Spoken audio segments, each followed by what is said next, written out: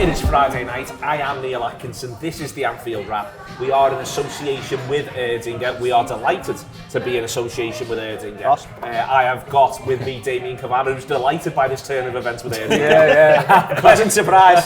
Didn't know before you came down, did you? Not so, no. And yet now your whole evening looks different. Good happens. I've got Craig Hannan. I've got Josh Williams, and we will be working through, obviously, as you think, the Caicedo stuff. We'll then take a little bit of a break, come back, and we'll talk about the Chelsea game on this Friday night. As I say, Nova Scotia, really pleased to be here as well. Just as a little note, a bit of housekeeping. We did a team talk video today, but it was whilst it was going from, it looks like this signing's happening, they were doing the video, and then by the time they came up after the video, all pleased as punch. It was Amelia Bonner, Josh Sexton, and Sean O'Donnell. They were all delighted with themselves. They came up and it was a bit like, not quite as nailed on as you think this. So we've decided to scrap it. We're sorry about that. Team Talk will be back next week. It's one of them. We will make it all up to you. And there's a show coming out tomorrow with Andy Keaton and Neil Jones that I was part of. That was a belter. So do look forward to that. That is an audio proposition. But let's deal with it. Let's get into it. Damien, I was up at 5. I was face to face with Gutman over the medium of Zoom at 5:45. That's a dodgy breakfast, isn't it? It was yeah. Indeed. It was indeed. Too slightly, both trying to keep our voices down a little bit so as not to wake up others. But still excited because it looked like Liverpool were going to break the British transfer record. Liverpool are still in position to break the British transfer record, but a lot's changed since, and it's now really uncertain what's going to go on. It is totally uncertain, and I'm unhappy about it from the club's point of view. Not from, this player has got the right to say whether he should play here or whatever. But we're very. What's important to remember here is this isn't the deadline day on the transfers. I think that's important to contextualise. It's felt like it. Yeah, it has felt like that, but it isn't that. It isn't that. And so we can still sign this boss player. But the way it's developed publicly, I don't think it's in anyone's interest. The player, the age. Someone's going to come out loaded. Someone's going to come out with a boss player. But in the meantime, it just feels. It feels dirty. It feels amateurish. It doesn't feel good. It doesn't feel connected, does it? In the same way that you lose 5. Is it 5 players we've shipped? Well, more 7 in total. Like that. Depends how you want to count them. Yeah. And then we've got 2 in, and that was a solid start. And we're coming up on the rails, and we don't half need it. And the fan base is like getting a bit jittery. I think that's the nicest way I could put it. The WhatsApp group's wild that I'm in. And then this morning that breaks, and you just think, sound. FSG being vindicated, club's policies being vindicated. Someone had said to you, before the transfer window opens, these are the players you're going to get. You're going to get them 2 there, him there, blah blah blah, laughing. It's all over the place, isn't it? So is that what I think's hard, and we're going to have to get used to as well. I'm going to keep saying it. They're going to have to get used to at the club. I think that Liverpool might be able to do some business behind closed doors without washing the laundry in public. But I think that now, in this age, where it is different, it's different even to the way in which I think it was, let's just say pre-COVID, where it feels like so many transfers go so public so quickly. Yeah. And I think that we're going to have to just get used to that. Like, I don't see how you get that genie back in the bottle at all at this point. So I think that's now, so much of it gets leaked all the way through. So I've got a bit of sympathy for the club in that. Like, the club would probably rather things were done quietly and no one even knows.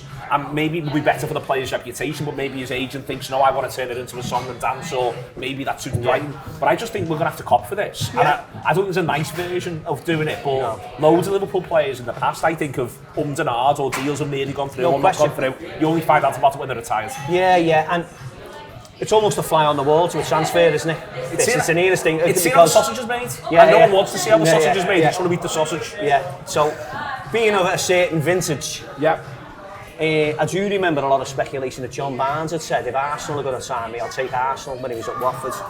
And that disaffected, that was a completely different planet, this, where we are now. Yeah. And it was a few, he must sign for Arsenal. Hang on, you said that to me before. He hasn't necessarily said that, but I remember that. Literally said that to me. Remember that in my mind, ask your dad.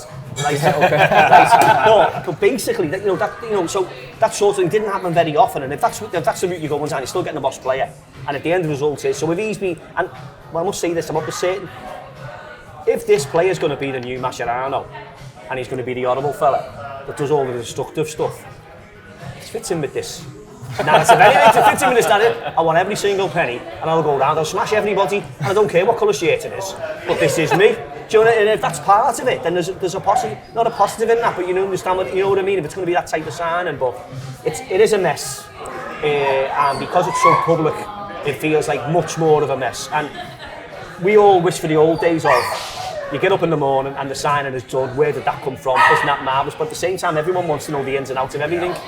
Careful what you wish for, because that's what we've got. It's in the public domain now.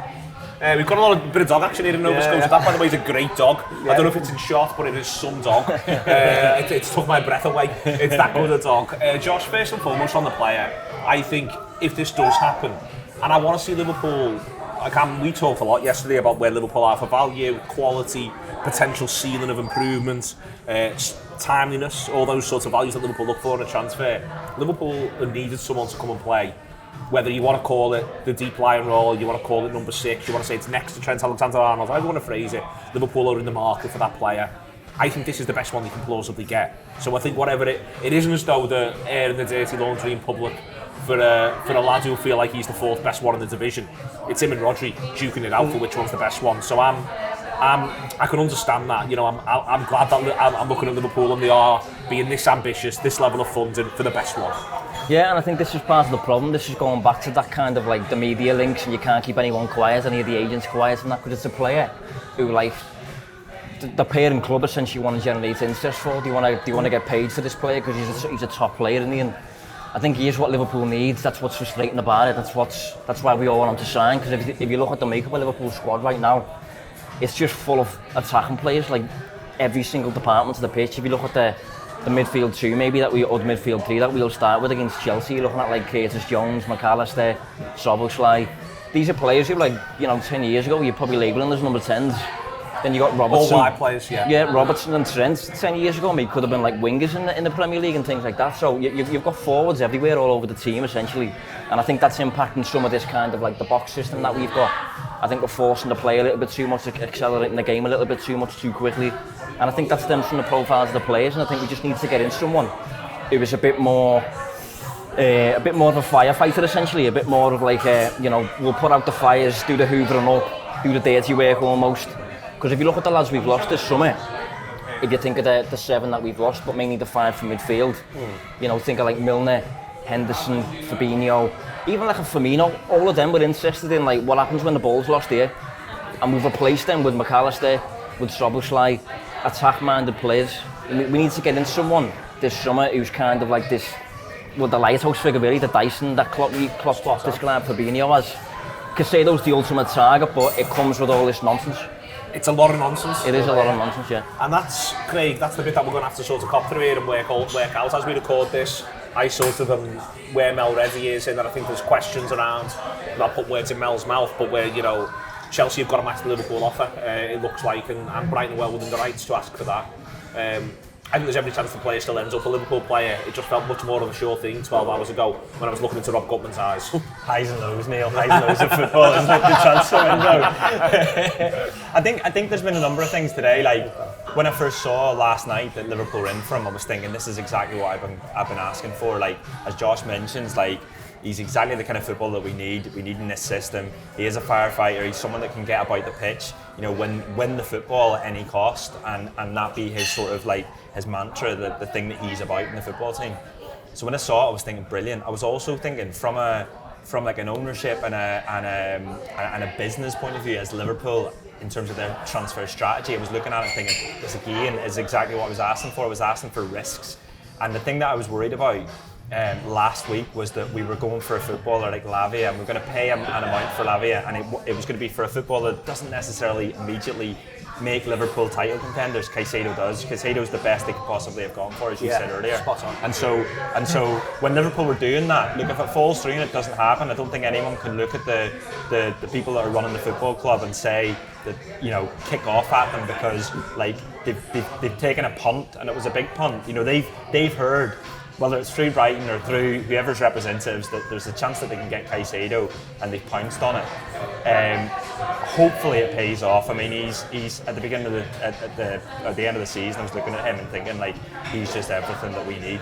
And also I think that signing, if we can make it happen still, just as a signal to the rest of the league, and that's what I've been looking for. I'm looking for Liverpool to sign someone where it's like, no, we do mean business this year. This is not another transition season. This is someone that comes in, and is young, and yes, we're transitioning from the old Liverpool into Liverpool Reloaded, as Jurgen said in the press conference today, but someone that now makes Liverpool really, really strong title contenders. I'm still hopeful, as you say. Like, it's whether Chelsea have the money. We'll soon find out. What I wanted, why I liked it, especially this morning, Josh, and I don't think the player's perfect. I think there's a couple of things. He's still young. He's still got sort of room to grow. And I do wonder, I do worry a little bit that some players, you're playing in that Brighton team. It's so well coached. It's so fit for purpose. And that's not saying we're not well coached or can't be well coached, but I do sometimes get mild concerns, and listen, McAllister sort of allays a lot of them because he's done so well in pre-season. But I do sometimes wonder, like, I'd never buy a Jurgen Klopp player. If I was running a football club and someone said you can get this player off Jurgen Klopp for this much money, I'd go, yeah, but the problem I've got is I haven't got Jurgen Klopp as manager. So what happens then? Brighton have got the whole Brighton setup. So I've got a couple of mild concerns, but what I haven't got concerns about is if Liverpool can't pull this off. Firstly, there's no excuses. If you're spending 200 million quid on 3 midfielders, which is where Liverpool would be, then you are saying we're deadly serious about winning things. No excuses for them, but also no excuses for us not to say we're right behind this. Let's bounce into this season a little bit more, and that's what I wanted, and that's why I was especially delighted last night, because there was no hiding places for any of us. We're just getting into this and we're getting behind these lads. Yeah, well, one of the things I've thought about with it is just the fact that we're facing Chelsea this weekend. So from my perspective, I've just been thinking, like, imagine from the perspective of the players going into that game. I think you just naturally receive some form of boost if you know that your biggest weakness, which the players will be aware of in the squad, is getting tackled by... What idiots are they? Van Dijk mentioned it this week. Yeah, I think even Van Dijk, when he came in, I think you saw the immediate impact. And when we got like Fabinho and Alisson at the time, I think we went on that season to concede the fewest goals in the league. Even though we finished second, we lost like one game out of 38. So I do think it gives you that boost, and even that's a bit of a worry going into this weekend, how that can impact the mental state of whichever group of players wins Caicedo, essentially.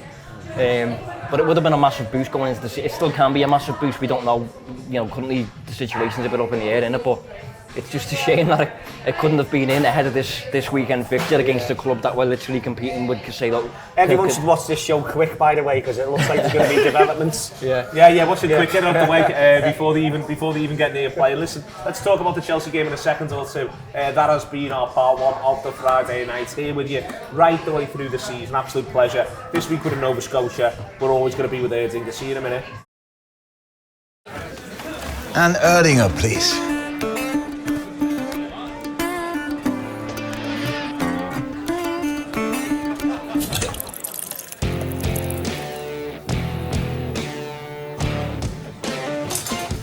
Stop! Don't forget the best bit.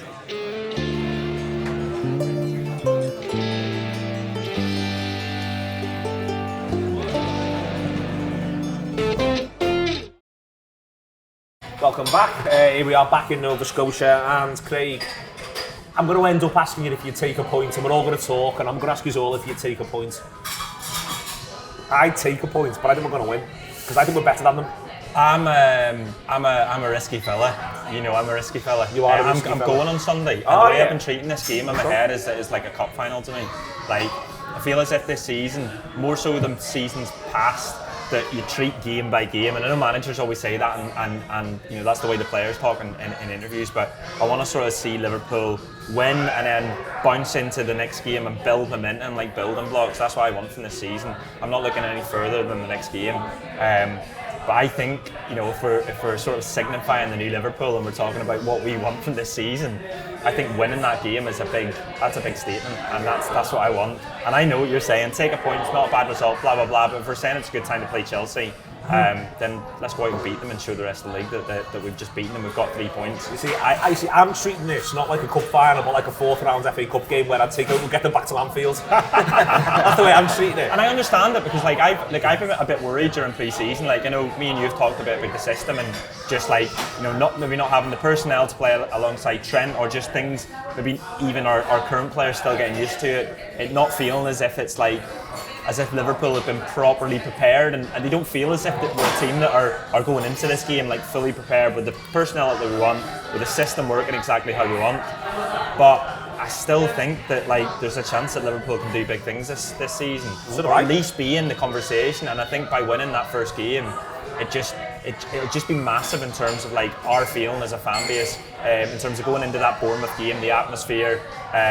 Look, a signing would have helped before, and we might still see that happen, but it's just a massive game in my head, and I want 3 points so badly. Wants 3 points so badly. I feel like Liverpool. I love that. Yeah. Liverpool have done Damian. I think they've got to. Manager talks today in his press conference. It's got to be compact. He's doing a bit of. I've got to organise them better. That's my job. He says that in his press conference before. I always love. I love his attitude. Is all the horrible stuff's my job. When they're brilliant, that's their job. But I love the his attitude. That's one of the reasons why he's great. And you feel like, but in a really weird way, they almost find it easier to be brilliant at the moment. They've got that brilliance through them. Yeah. We just need them to do the horrible stuff better, and it's much easier said than done, especially coming up against a side who have got good players. I'm not saying they're crap by any stretch of the imagination. They've got a lot of good players in that squad. They've got a good manager. They'll have a plan. But Liverpool, I feel like if Liverpool do the mucky stuff well in this game, they'll actually be quite difficult to beat. Yeah, I think it's as good a time to play Chelsea as ever we could have wished for. If you look at the 11 players who started in the last pre-season game, you'd look at 11 talented players who you would trust. It's the formation I don't like. You don't like it either? Because I don't like it. No, I don't like it, no. That doesn't mean I can't be converted to it. Yeah, it doesn't mean we're wrong. It doesn't mean we're right. Yeah, I don't know. I get all that. Is it the formation or the players in the formation? But if we're talking about the formation, if you go towards a 3-box-3, right? Yeah. If you talk about that, I don't think we've quite got the players to fit that system. Yeah. Right? I also, and I'm probably showing my age on this, I don't like the idea of you've got an attacking right back who'll start at right back, then cross over into the middle of the pitch. There's someone else that's then covered over there, and they're both very competent about doing it. Yeah. But there is a moment in time, and if you're playing against smart people, who will see that gap coming. And as soon as he goes that way, it's like he's going to put it over the back of your head and all that. It doesn't mean that it can't work and you can't find the right player. That's why I think Caicedo would be such a great player. And I think he would improve us in that matter.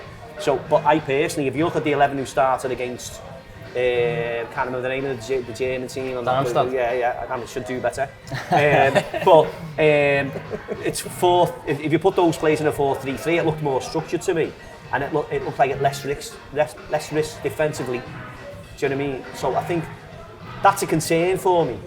Given all that, Chelsea are much more disorganised than us, and we've got a boss manager, and I'm sure we've got a hungry squad, and we've got at least 11 boss players who we're going to name in the start, and we've got some good options off the bench as well. I think we've got great options off the bench. I do, and certainly I also understand, as much as our weakness, I think we'd all accept that our weakness would be the defensive midfield position, would probably be the weakness that most people would take the go-to. Scoring more goals than the opposition is a formula to winning. That's it. We've got goals. And if it's going to be a little bit of it, if you go back to when Jürgen took the club over, took the team over rather, and sort of went, well, we'll do the heavy metal and we'll do all that. Maybe we can do all that, and then we can get someone else in the jigsaw, and then make it a different team. So treat this game like a cup final. I can give myself a get-out clause here. I can give myself I'll be philosophical if we get a draw. But to me, it's win all the way here. These can be got at, and they'll have the opening day thing, the new signings thing, the passionate thing, the fact that the haters thing, all those things that make it the cup final. But they're doable, and let's do them. For me, the question on this is what's pragmatic. There's this thing that people do in football discussion, Josh, when everyone refers to pragmatic football, let's close the game down, make sure as little as possible happens, get your chance, take your chance. Shut it all off, very sort of, 2 or 3 years of Jose Mourinho at different times. But for me, pragmatic football is winning football. And Liverpool's best way home in this could be to embrace what they currently are, rather than what we'd like them to be, which is a machine that can be the right thing for the right game at the right time at every single moment. It might be that Liverpool's pragmatic route is to go at them. And a game in isolation. Is Liverpool's pragmatic way home in this to go at them. Yeah, well, I think for me a pragmatic approach would just be, and that's kind of streetwise on the day. And I think if you look at Chelsea, I think they've got a back four at the minute consisting of like 4 really good individuals on paper, but they're all accustomed to playing in a back five for a start. Yes. So if you attack them, and there's a reason they're interested in Moises Caicedo for such an amount as well, it's because we don't have a fire extinguisher neither today really at the minute. They're kind of playing with the double pivots of like Enzo and maybe Conor Gallagher, maybe a lad called Andre Santos. I'm not even sure who else they've got, to be honest. So we can definitely get at them. There's like who I think they like and they've used in pre-season, but he's like Andre Santos. They've got him in for abroad. He's not got much experience at all. Yeah, and in attack as well. Like I think that's one thing Liverpool have definitely got on Chelsea. Liverpool's attack for years has consistently worked under Jurgen Klopp, and we've got them individuals who can essentially just win a game. Whereas Chelsea's attack, in comparison, for years now, Chelsea's attack has just been. They're trying to get there, but they just haven't got the attack to win a league, essentially. And I think they're getting there under Pochettino, probably, but they've just probably lost their star attacker in Nkunku to injury and that. So I think we can definitely get it, and I agree with the lads. I think we can pick up a win in this game. I think it's a good time to play Chelsea. The way I see them scoring, Josh, I see them, if I see how Chelsea do us or how Chelsea score, part of how I see it is, it's almost a bit like, remember that game where Martial made his debut at Old Trafford? Yeah. And he just sort of runs through three and no one knows who he is and he scores. Like, I feel as though, like, there's a chance Nicholas Jackson does that, there's a chance Chukwuemeka does that, there's a chance Sterling does that, Sterling's a good player, there's a chance that Mudryk does that, we saw him trouble us at Anfield. I just don't quite see the bit where Chelsea play great fluent football for 10 minutes, pull Liverpool apart and finally get the rewards, if you know what I mean. Yeah. I can see how there can be a long ball in behind and someone does what Gnabry does against us in one of the games. All that makes sense to me, but I just don't quite see them out playing us. Well, when you said the Martial thing then, I specifically pictured the left side of the pitch. Yeah. And obviously Liverpool's right, Canate, Trent. That is where you envisage us having potential issues, really. I think that comes back to the box system that you was mentioning and whether it's the right decision to play it or not. I think the other day I appeared on the free show with, I think it was Stu, who pointed out that as an issue and that. And the only thing I'd say on that is I think beforehand when we were playing 4-3-3, that right side has always been a concern for us, really, hasn't it? And unless you play Joe Gomez there and move Trent into midfield. And I think it's interesting that Klopp said a few days ago about like coming up with a specific formation for Chelsea. Be interested to see if he moves towards like a 4-2-3-1 as an isolated, pragmatic there's solution. Loads of room for 4-4-2 in this, I think. I'm having that. Yeah. I think that's the way we should go on. Or to start, because then you can move to the shape you were playing in pre-season as the game wears on if he wants. Yeah. It surprised them for a kick-off. I think Pochettino will probably be licking his lips at the thought of this kind of Canate covering these wide open spaces and Trent doing these inverted movements, Robertson doing overlaps despite being a wide centre-back. But if we turn up with a one-off plan to just get us through the game, almost get us through to the transfer window, shut to something like that. Or get us through to 60. I mean, genuine. And then if we feel it's there to be won, change it and say, I don't see that being the case. I don't see how he's gone through the whole pre-season and he decides that he does a different formation for Chelsea. Like I'm the same. The thing that you see a common theme. It was the 2 goals against Bayern, and then even the other side against Darmstadt is the ball over the top, and that's because Robertson's pushed up and it leaves that space, and the 2 centre backs move over. And suddenly that happens, and I think Klopp, I think you'll see this new formation as a bit of a process that he starts without the players that he's going to bring in that will enable it to work much better. But you'll see this as part of the process, and I think we'll still see it against Chelsea. I don't think he changed the formation. Do you think he'll change it? I think Craig's explained it very well. I've said what I would like to see. I think that's what Jurgen's going to do. He's done better at me in football management. I did all right, got me level 2 and all that,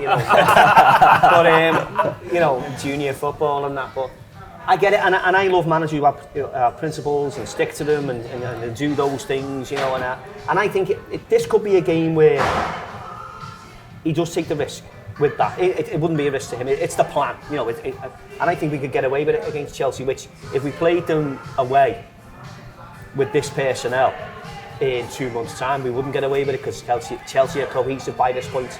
So it just could be the right time where you could get away with it. That's part of the vindication. Is the pragmatic thing to back it in this instance? Because we do it all the way through pre-season. We can point at all the goals we've scored. So is the pragmatic thing to back it? He's always been a plan A manager, like plan A or nothing. It's that same thing with Guardiola. Like I feel as if that's been the case for him until he changed to this. And I think now that he's changed, now that he's gone through the 12 games where it worked well, he's gone through the pre-season. Goes the same again. See, I think you can almost play this new system, this new box shape and things like that, but interpret it in a pragmatic way on the pitch. Like you can because I think part of Liverpool's problem throughout pre-season, and one of the reasons we keep getting done down the same side, is because of all these forwards on the pitch trying things and taking risks, and if they don't come off in the right moments, you end up getting done going the opposite way. I think if Liverpool were just a bit more controlling in their intent and a bit more like, just a bit safer, as though like, you know, we don't need to risk anything yet. So honest, Josh, I actually don't just take your point, I'm with it 100%. I was at Leeds away when they played this for the first time. It was the first of the big nine. They got the result against Arsenal. And for 30 minutes, Trent just played right back. He just played right back. It was like a normal shape. Yeah. And then, as Liverpool got settled in the game, saw off and they were away from home, got into the rhythms, got into the patterns, it became more expansive, and then from there Liverpool went on and they more comfortable with that. They've scored a fair few goals, and I just sort of wonder whether or not what we've seen in pre-season is the manager going, this is my extreme version of this, you're learning this. This is the thing you're learning. But it might be for the first 25 minutes at Stamford Bridge. Everyone's looking at it going, they're not doing that. And then for the next 20 before half-time, they're going, oh, they are. And I feel a little bit at times, I don't think it is just one way home. I think you might see a bit of that. I think you might see at Stamford Bridge a bit of Liverpool playing their way in. And as they get on top and grow more comfortable, they begin to take a few more chances because we're looking after the ball well, this player's playing well, this player's playing well, he's coming into his own. That's what I think you might see. Yeah, well, you can have different flight plans that depending on how the game's going, depending on the game state and things like that. But I think for me, I think, although I don't dislike the system, but I would just like Liverpool to interpret it in a different way. I would like Liverpool to play it as it's supposed to be played, whereas I think Klopp's kind of putting forward his own version of where Robertson's doing the overlapping and all that, and with a bit of overload on it. But the way in which the system works, I think it can just be, one of the issues I've got when it comes to Stamford Bridge is for this system to work, obviously you need to control the ball because you're occupying a different shape when you've got possession secured compared to when you're defending. So for that to happen, and we saw these issues against Bayern Munich, if you don't dominate the ball, you're constantly caught between two posts where you're not in your possession shape with the box, and you're not in your 4-3-3, you're a bit in between. Yeah. And against Chelsea, it's going to be difficult to control Chelsea for 90 minutes at Stamford Bridge. So I think it is an opportunity to potentially just use a one-off, different shape just for this game to get through it. But I understand why Craig thinks that's probably not going to be a Jurgen Klopp after all. So. He is Jurgen Klopp. Yeah. We've got a cop for that, haven't we? Definitely. He is Jurgen Klopp. I mean, if it goes right, it'll go right, won't it? You know what I mean? He is Jurgen Klopp in that instance. You taking a point? Give me the point right now, you're taking it? No. You're not? Yeah. No. For the reasons I've just said about Chelsea, I think we can pick up a win here. I'll philosophically go back to a point just to make myself feel better about life, but we're going to beat these. I can't wait for this. Like I said, I'm going, and it's different to last season where I was going to Fulham and it was only on the way to Fulham. I was like, oh yeah, no, I'm up this season now. I'm ready for this. We can see the sort of pitfalls, we can see the problems. You know, there might be new personnel in, but you know, the players that we've got, the forwards we've got, the goals that we've got in this team are going to see us through. Okay, we're in Nova Scotia, we're frisky. It is fair to say we are supported by Erdinger, and it's a pleasure to be so. It's good to be around. If Liverpool go to Stamford Bridge and they do the essentials to put the fear of God into them, see you later.